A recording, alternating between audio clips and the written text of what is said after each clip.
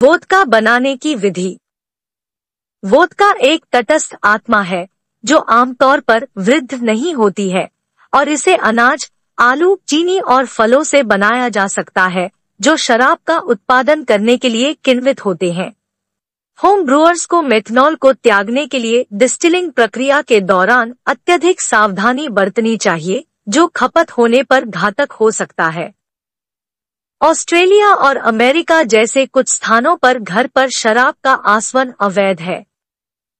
अन्य देशों में आपको अपना स्टिल पंजीकृत करने या शराब को डिस्टिल करने के लिए लाइसेंस प्राप्त करने की आवश्यकता हो सकती है, जैसे कि न्यूजीलैंड और चेक गणराज्य में।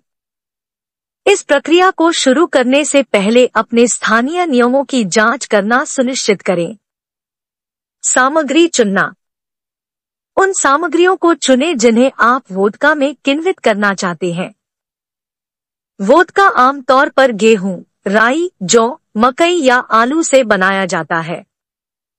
चीनी और गुड़ का उपयोग अकेले भी किया जा सकता है या अन्य सामग्रियों में जोड़ा जा सकता है। एक distiller pinot Noire red wine से एक अभिनव वोदका भी बनाता है। आप जो भी चुनते हैं उसमें चीनी या स्टार्च होना चाहिए ताकि अंततः शराब का उत्पादन हो। खमीर चीनी या स्टार्च खाता है और शराब और कार्बन डाइऑक्साइड को थूकता है। अनाज और आलू से वोदका बनाते समय एक मैश बनाया जाना चाहिए जिसमें सक्रिय एंजाइम होते हैं जो अनाज या आलू से स्टार्च को तोड़ते हैं और किण्वनीय चीनी बनाते हैं। फलों के रस में पहले से ही चीनी होती है, इसलिए स्टार्च अपमानजनक एंजाइमों की आवश्यकता नहीं होती है। फलों के रस के साथ स्टोर से खरीदी गई चीनी से बने वोदका को केवल किण्वित करने की आवश्यकता होती है। इस प्रकार मैश की आवश्यकता को दरकिनार कर दिया जाता है। जब पहले से ही किण्वित माध्यमों जैसे शराब का उपयोग किया जाता है तो माध्यम को तुरंत वोदका में आसुत किया जा सकता है। तय करें कि आपको अतिरिक्त एंजाइमों की आवश्यकता है या नहीं। आप अपने वोदका को बनाने का निर्णय लेते हैं। इसके आधार पर आपको स्टार्च को चीनी में परिवर्तित करने में मदद करने के लिए एंजाइम जोड़ने की आवश्यकता हो सकती है। यदि आप अनाज और आलू का उपयोग कर रहे हैं तो आपको अतिरिक्त एंजाइमों की आवश्यकता होगी। अनाज और आलू स्टार्च के स्रोत है, इसलिए स्टार्च को चीनी में तोड़ने के लिए एंजाइमों की आवश्यकता होती है। यदि आप माल्टेड साबुत अनाज का उपयोग कर रहे हैं तो आपको अतिरिक्त एंजाइमों की आवश्यकता नहीं है। माल्टेड साबुत अनाज जैसे माल्टेड जौ या माल्टेड गेहूं प्राकृतिक एंजाइमों में समृद्ध होते हैं जो स्टार्च को किण्वनीय चीनी में तोड़ते हैं। यदि आप परिष्कृत चीनी और गुड़ का उपयोग कर रहे हैं तो आपको अतिरिक्त एंजाइमों की आवश्यकता नहीं है क्योंकि चीनी पहले से मौजूद है। यदि आवश्यक हो तो अतिरिक्त एंजाइम जोड़ें। खाद्य ग्रेड एमाइलेज एंजाइम पाउडर को होमब्रू की दुकान से खरीदा जा सकता है और स्टार्च को किण्वनीय चीनी में परिवर्तित करने के लिए मैश में जोड़ा जा सकता है। यदि आप आलू का उपयोग कर रहे हैं, उदाहरण के लिए, स्टार्च की मात्रा को तोड़ने के लिए अनुशंसित राशि का उपयोग करें। एंजाइम पाउडर का उपयोग करते समय माल्टेड एंजाइम युक्त अनाज जैसे माल्टेड जौ या गेहूं का उपयोग करने की कोई आवश्यकता नहीं है। एंजाइमों को स्टार्च को तोड़ने में सक्षम होने के लिए स्टार्च को पहले जिलेटिनाइज्ड किया जाना चाहिए। फ्लेक्ड, लुढ़का हुआ अनाज अक्सर पहले से ही जिलेटिनाइज्ड होते हैं। आलू और अनरोल्ड या माल्टेड अनाज जैसे अनजिलेटिनाइज्ड अवयवों को पानी में विशेष स्टार्च के जिलेटिनाइजेशन तापमान पर गर्म किया जाता है जिसका उपयोग किया जाता है। आलू आमतौर पर लगभग 150 डिग्री फ़ारेनहाइट 66 डिग्री सेल्सियस पर जिलेटिनाइज करते हैं और जौ और गेहूं जिलेटिन लगभग एक ही तापमान पर होते हैं। सैद्धांतिक रूप से एक आलू मैश को केवल 150 डिग्री फ़ारेनहाइट 66 डिग्री सेल्सियस तक गर्म करने की आवश्यकता होनी चाहिए। यदि आलू के साथ कम तापमान का उपयोग किया जाता है तो आलू को पानी में जोड़ने से पहले बारीक कटा हुआ होना चाहिए। स्टार्च अपमानजनक एंजाइम केवल विशिष्ट तापमान पर काम करते हैं और उच्च तापमान पर नष्ट हो जाते हैं। 150 डिग्री फ़ारेनहाइट 66 डिग्री सेल्सियस का तापमान आम है, लेकिन 158 डिग्री फ़ारेनहाइट 70 डिग्री सेल्सियस से ऊपर के तापमान के परिणामस्वरूप एंजाइमों का विनाश होगा। पूर्ण अधिकतम तापमान 165 डिग्री फ़ारेनहाइट 74 डिग्री सेल्सियस है। अलग अलग मैश बनाना। गेहूं मैश आजमाएं। ढक्कन के साथ 37.9 लीटर धातु के बर्तन में 23 लीटर पानी को लगभग 165 डिग्री फ़ारेनहाइट 74 डिग्री सेल्सियस तक गर्म करें। 7.6 लीटर सूखा फ्लेक्ड गेहूं जोड़े और हलचल करें। तापमान की जांच करें और सुनिश्चित करें कि यह 150 डिग्री फ़ारेनहाइट 66 डिग्री सेल्सियस और 155 डिग्री फ़ारेनहाइट 68 डिग्री सेल्सियस के बीच है। 3.8 लीटर कुचल गेहूं माल्ट में हिलाओ। तापमान लगभग 149 डिग्री फ़ारेनहाइट 65 डिग्री होना चाहिए। कवर करें और 90 मिनट से 2 घंटे तक आराम करें, कभी कभी हिलाते हुए। स्टार्च को इस समय के दौरान किण्वनीय चीनी में परिवर्तित होना चाहिए और मिश्रण बहुत कम चिपचिपा होना चाहिए। 90 मिनट से 2 घंटे के बाद मिश्रण को 80 डिग्री से 85 डिग्री F, 27 डिग्री से 29 डिग्री C तक ठंडा करें। तेजी से ठंडा करने के लिए एक विसर्जन चिलर का उपयोग करें या बस इसे रात भर ठंडा होने दें, लेकिन इसे 80 डिग्री फ़ारेनहाइट 27 डिग्री सेल्सियस से बहुत नीचे न जाने दें। एक आलू मैश के लिए जाओ। 20 पाउंड 9.1 किलो आलू साफ करें। छीलने के बिना उन्हें जिलेटिनाइज्ड होने तक एक बड़ी केतली में उबालें, लगभग 1 घंटे। पानी को त्यागें और आलू को हाथ से या खाद्य प्रोसेसर के साथ अच्छी तरह से मैश करें। मैश किए हुए आलू को केतली में लौटाएं और 19 से 23 लीटर नल का पानी डालें। मिश्रण करने के लिए मिलाएं और मिश्रण को 150 डिग्री फ़ारेनहाइट 66 डिग्री सेल्सियस से अधिक लाएं। 0.91 किलो कुचल माल्टेड जौ या गेहूं डालें और अच्छी तरह से हिलाएं। कवर करें और 2 घंटे के दौरान समय समय पर हलचल करें। इसे रात भर 80 डिग्री से 85 डिग्री फ़ारेनहाइट 27 डिग्री से 29 डिग्री सेल्सियस तक ठंडा होने दें। इसे लंबे समय तक ठंडा होने से जौ माल्ट एंजाइमों को आलू स्टार्च को तोड़ने के लिए अधिक समय मिलता है। कॉर्न मैश बना ले। गेहूं मैश रेसिपी के अनुसार एक मैश बनाएं, लेकिन फ्लेक्ड गेहूं के लिए फ्लेक्ड प्रीजिलेटिनाइज्ड कॉर्न मक्का को प्रतिस्थापित करें। वैकल्पिक रूप से 3 दिनों के दौरान अपने स्वयं के मकई को अंकुरित करें और अतिरिक्त माल्टेड अनाज के बिना इससे मैश बनाएं। प्रत्येक अनाज से लगभग 2 इंच 5.1 सेंटीमीटर लंबी जड़ अंकुरित होनी चाहिए। अंकुरित मकई में एंजाइम होंगे जो अंकुरण प्रक्रिया के दौरान बनते थे। शराब को किण्वित करना। अपने सभी बर्तनों को साफ करें और क्षेत्र को अच्छी तरह से तैयार करें। किण्वन साफ स्वच्छ जहाजों में आयोजित किया जाता है, जो कभी कभी खुले होते हैं, लेकिन अक्सर क्रॉस संदूषण को रोकने के लिए हवा से सील कर दिए जाते हैं। किण्वन आमतौर पर 3 से 5 दिनों तक रहता है। किण्वन उन जहाजों में भी संभव है जिन्हें साफ या साफ नहीं किया गया है और आसुत उत्पाद पीने योग्य अल्कोहल पैदा करेगा, लेकिन किण्वन के परिणामस्वरूप अवांछित खमीर दाग और बैक्टीरिया की कार्रवाई के कारण अवांछित स्वाद यौगिकों और उच्च अल्कोहल का उच्च स्तर हो सकता है। ऑक्सीडेटिव क्लीनर जैसे बी ब्राइट होमब्रू की दुकानों पर उपलब्ध हैं, जैसे कि आयोडोफोर जैसे सैनिटाइजर हैं। अपना एयरलॉक चुनें और सेट करें।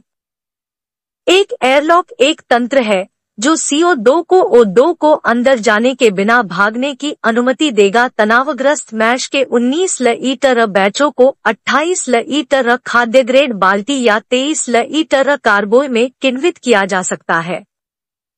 ढक्कन को बाल्टी से चिपकाया जा सकता है, जैसा कि कार्बोय के लिए रबर स्टॉपर ड्रिल कर सकते हैं, लेकिन ढक्कन या स्टॉपर का उपयोग करते समय पोत को पूरी तरह से सील न करें, क्योंकि कार्बन डाइऑक्साइड उत्पादन से दबाव विस्फोटक दबाव पैदा करेगा। विस्फोटक दबाव को निर्माण से रोकने के लिए हमेशा ढक्कन और ड्रिल किए गए रबर स्टॉपर्स पर एक एयरलॉक चिपकाएं। जब किण्वन खुले बर्तनों में आयोजित किया जाता है, तो कीड़े और अन्य अवांछनीय चीजों को बाहर रखने के लिए बर्तन पर एक चीज क्लॉथ डालें। मैश या तरल को अपने किण्वन पोत में तनाव दें। यदि मैश बनाया गया था, तो मैश से अपने साफ और स्वच्छ किण्वन पोत में एक महीन जाल छलनी के साथ तरल को तनाव दें। तरल को छिड़कने की कोशिश करें और इसे दूर से डालें ताकि यह अच्छी तरह से वातित हो। खमीर को बढ़ने और गुणवत्ता किण्वन शुरू करने के लिए शुरू में हवा, ऑक्सीजन की आवश्यकता होती है। ऐसा इसलिए है क्योंकि खमीर ऑक्सीजन से लिपिड के रूप में सेलुलर सामग्री बनाता है। हालांकि इस प्रारंभिक विकास चरण के बाद ऑक्सीजन वांछित नहीं है, क्योंकि खमीर ऑक्सीजन की अनुपस्थिति में शराब का उत्पादन करता है। आप इस समय चीनी का घोल जोड़ना चाह सकते हैं। किण्वन बर्तन में दूर से डालकर चीनी के घोल को वातित करें। यदि रस को किण्वित किया जाना है, तो किण्वन बर्तन में छलनी या छलनी के माध्यम से ऊंचाई से डालकर वातित करें। किण्वनीय माध्यम में खमीर जोड़ें। सूखे डिस्टिलर या अन्य वांछित खमीर की उचित मात्रा को हाइड्रेट करें और इसे तरल में जोड़ें। खमीर को समान रूप से फैलाने के लिए एक साफ, स्वच्छ चम्मच के साथ हिलाओ। यदि एयरलॉक का उपयोग करते हैं, तो एयरलॉक सक्रिय किण्वन के दौरान बुलबुला होगा और बुदबुदाहट नाटकीय रूप से धीमी हो जाएगी या पूरी तरह से बंद हो जाएगी, क्योंकि तरल पूरी तरह से किण्वित हो जाता है। अच्छे कुशल किण्वन की सुविधा के लिए किण्वन तरल को एक कमरे में रखें जो लगभग 80 डिग्री से 85 डिग्री F, 27 डिग्री से 29 डिग्री C है। वैकल्पिक रूप से ठंडे क्षेत्रों में हीटिंग बेल्ट का उपयोग करें। डिस्टिलर खमीर सफाई से किण्वित होंगे, उच्च मात्रा में अल्कोहल, इथेनॉल का उत्पादन करेंगे और इथेनॉल के अलावा अल्कोहल जैसे अवांछित यौगिकों की अपेक्षाकृत कम मात्रा का उत्पादन करेंगे। उपयोग किए गए खमीर की मात्रा विशिष्ट ब्रांड या उपयोग किए गए खमीर के प्रकार पर निर्भर करेगी। खमीर पैकेट में खमीर के साथ पोषक तत्वों को शामिल किया जा सकता है। खमीर पोषक तत्वों की आवश्यकता होती है जब एक माध्यम को किण्वित किया जाता है जो पोषक तत्वों में कम होता है, जैसे कि चीनी समाधान, लेकिन वे पोषक तत्वों से भरपूर माध्यमों जैसे अनाज से बने लोगों के साथ उपयोग किए जाने पर किण्वन में भी सुधार कर सकते हैं। धोने ले लीजिए। किण्वित मादक तरल को एक साफ और स्वच्छ बर्तन में या आसवन तंत्र में साइफन करें।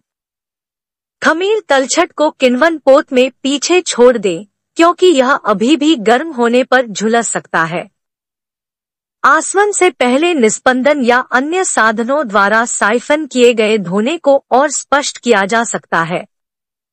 एक स्टिल चुनना। यदि संभव हो तो अभी भी एक स्तंभ का उपयोग करें। पॉट स्टिल की तुलना में कॉलम स्टिल अधिक जटिल और परिष्कृत है।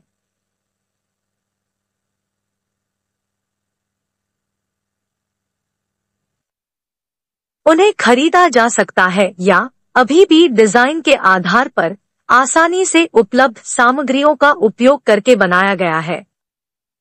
हालांकि कॉलम स्टिल और पॉट स्टिल अपेक्षाकृत समान तरीके से काम करते हैं। ठंडा पानी आमतौर पर इसका मतलब यह है कि इस तरह के अभी भी एक नल या एक यांत्रिक पंप से सीधे संलग्न किया जाना चाहिए ताकि पानी को आपूर्ति से अभी भी स्थानांतरित किया जा सके। यदि एक ही आपूर्ति से पानी को फिर से परिचालित नहीं किया जाता है तो वोदका का एक छोटा बैच बनाने के लिए हजारों गैलन पानी का उपयोग करने की आवश्यकता हो सकती है।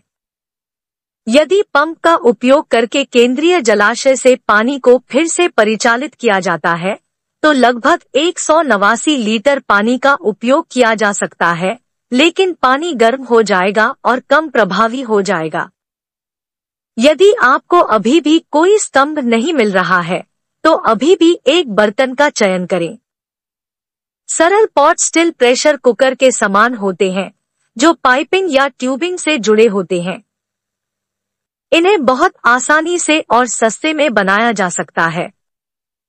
कॉलम स्टिल के विपरीत जो अनिवार्य रूप से ऊर्ध्वाधर कॉलम है, पॉट स्टिल तुला या कुंडलित ट्यूबिंग या पाइपिंग का उपयोग कर सकते हैं जिन्हें ठंडा पानी के बर्तन में डुबोया जा सकता है। पंप और बड़ी मात्रा में ठंडा पानी की आवश्यकता नहीं है, लेकिन इसका उपयोग किया जा सकता है। यदि आवश्यक हो तो अभी भी भाटा का उपयोग करें। एक भाटा अभी भी एक समय में कई आसवन कर सकता है। कंडेंसर और पॉट के बीच पैकिंग वाष्प को संघनित करने और तरल पूल में वापस जाने की अनुमति देती है। यह भाटा बढ़ते वाष्प को साफ करता है और वोदका की शुद्धता को बढ़ाता है। शराब को डिस्टिलिंग करना। आसवन के लिए तैयार हो जाओ। स्टिल स्किनविथ अपेक्षाकृत कम अल्कोहल धोने को एक तापमान पर गर्म करते हैं जो अल्कोहल के क्वथनांक से अधिक होता है, फिर भी पानी के क्वथनांक से कम होता है। इस तरह अल्कोहल वाष्पीकृत हो जाता है जबकि पानी का बड़ा हिस्सा नहीं होता है। वाष्पीकृत अल्कोहल कुछ वाष्पीकृत पानी के साथ अभी भी स्तंभ, पाइप या ट्यूब में यात्रा करता है। ठंडे पानी के रूप में बाहरी शीतलन स्तंभ, पाइप या ट्यूबिंग पर लागू होता है जिससे वाष्पीकृत अल्कोहल ठंडा हो जाता है और तरल में वापस संघनित हो जाता है। यह मादक तरल एकत्र किया जाता है और वोदका बन जाता है। आसवन प्रक्रिया शुरू करने के लिए अभी भी धोने को गर्म करें। अभी भी उपयोग किए जा रहे प्रकार के आधार पर गैस बर्नर, लकड़ी की आग या इलेक्ट्रिक हॉट प्लेटें सभी विकल्प हैं। समुद्र तल पर लगभग 173 डिग्री फ़ारेनहाइट 78.3 डिग्री सेल्सियस का तापमान वांछनीय है, लेकिन तापमान को पानी के क्वथनांक समुद्र तल पर 212 डिग्री फ़ारेनहाइट 100 डिग्री सेल्सियस से नीचे रखा जाना चाहिए। जैसे ही धोना गर्म हो जाता है, शराब और अन्य पदार्थ वाष्पीकृत होते हैं और अभी भी पानी के ठंडे क्षेत्र में संघनित होते हैं। सिर बाहर फेंक दो। पहला आसुत तरल, जिसे सिर कहा जाता है, जो अभी भी बरामद किया जाता है, हानिकारक मेथनॉल और अन्य वाष्पशील रसायनों से भरा होगा जो विषाक्त है और घातक हो सकते हैं। 19 लीटर धोने के लिए डिस्टिलेट के कम से कम पहले 2 औंस 60 ml को त्याग दें। यह अत्यंत महत्वपूर्ण है कि आप इस आसुत तरल को न पिएं। शरीर को इकट्ठा करें। सिर को त्यागने के बाद एकत्र किए गए डिस्टिलेट में कुछ पानी और अन्य यौगिकों के साथ वांछित अल्कोहल, इथेनॉल होगा। इसे शरीर या हृदय कहा जाता है। इस समय के दौरान यदि बहते ठंडे पानी के साथ अभी भी एक स्तंभ का उपयोग करते हैं तो आसवन उत्पादन और शुद्धता को नियंत्रित करने के लिए पानी के प्रवाह को समायोजित किया जा सकता है। प्रति मिनट 2 से 3 चम्मच डिस्टिलेट का लक्ष्य रखें। डिस्टिलेट आउटपुट में वृद्धि के परिणामस्वरूप शुद्धता कम हो जाती है। पूंछ को बाहर फेंक दें। आसवन प्रक्रिया के अंत में जब तापमान 212 डिग्री फ़ारेनहाइट 100 डिग्री सेल्सियस और उससे आगे तक रेंगता है, तो आसवन प्रक्रिया अन्य गंदे रसायनों का उत्पादन करती है। इन्हें पूंछ कहा जाता है, जिसमें धड़ अल्कोहल होता है। पूंछ अवांछनीय है क्योंकि उनमें प्रोपेनॉल और ब्यूटेनॉल होते हैं और उन्हें त्याग दिया जाना चाहिए। हमेशा पूंछ को फेंकना सुनिश्चित करें क्योंकि उनका सेवन नहीं किया जाना चाहिए। शराब सामग्री और आसवन की शुद्धता की जांच करें।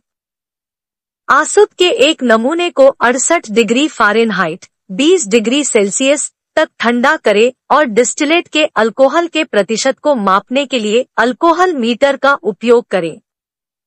आसुत स्वीकार्य वोदका 40% अल्कोहल से कमजोर के रूप में सेवा करने के लिए बहुत पतला हो सकता है या वांछित शायद 50% अल्कोहल से अधिक केंद्रित हो सकता है। वोदका आमतौर पर बॉटलिंग से पहले पतला होता है, इसलिए डिस्टिलेट में अल्कोहल की मात्रा बहुत अधिक हो सकती है। डिस्टिलेट भी बहुत स्वादिष्ट और सुगंधित हो सकता है और अतिरिक्त आसवन या कार्बन फिल्टरिंग की आवश्यकता होती है। यदि आवश्यक हो या वांछित हो तो तरल को फिर से तैयार करें। यह अल्कोहल सामग्री को बढ़ाता है और डिस्टिलेट को और शुद्ध करता है। उच्च शुद्धता वाले वोदका को प्राप्त करने के लिए आसुत को 3 या अधिक बार फिर से तैयार करना आम है। ध्यान रखें कि हर बार जब आप वोदका को डिस्टिल करते हैं तो सिर और पूंछ को त्यागने की आवश्यकता होती है। वोदका के प्रीमियम ब्रांड 4 या 5 डिस्टिलेट से गुजरते हैं और अधिकांश अन्य ब्रांड वोदका को पतला और बोतलबंद करने से पहले 3 से गुजरते हैं। परिष्करण स्पर्श जोड़ना। वोदका को कार्बन के माध्यम से छान ले। अवांछित वाष्पशील स्वाद और सुगंध को हटाने के लिए एक सक्रिय कार्बन फिल्टर के माध्यम से डिस्टिलेट पास करें, जैसे कि होम ब्रेविंग दुकानों पर उपलब्ध है। आसवन को शुद्ध करने के लिए कार्बन वाटर फिल्टर को भी संशोधित किया जा सकता है। वांछित शक्ति के लिए वोदका पतला। वांछित अल्कोहल प्रतिशत प्राप्त करने के लिए डिस्टिलेट में शुद्ध पानी जोड़ें। इस प्रक्रिया में कई बार अल्कोहल प्रतिशत को मापने के लिए अल्कोहल मीटर का उपयोग करें जब तक कि आप वांछित ताकत प्राप्त न करें। वोदका को बोतल बंद कर दें। गुरुत्वाकर्षण बोतल भराव सेटअप का उपयोग करके बोतलें भरें और बोतलों को कॉर्क या कैप करें। यदि वांछित हो तो बोतलों को कस्टम लेबल के साथ लेबल करें। कुछ गुरुत्वाकर्षण भराव में 29 लीटर बॉटलिंग बाल्टी, स्पिगोट के साथ विनाइल ट्यूबिंग और एक साधारण स्प्रिंग लोडेड प्लास्टिक की बोतल भराव शामिल हो सकता है। मल्टीपल 20 शराब की बोतल भराव का भी उपयोग किया जा सकता है।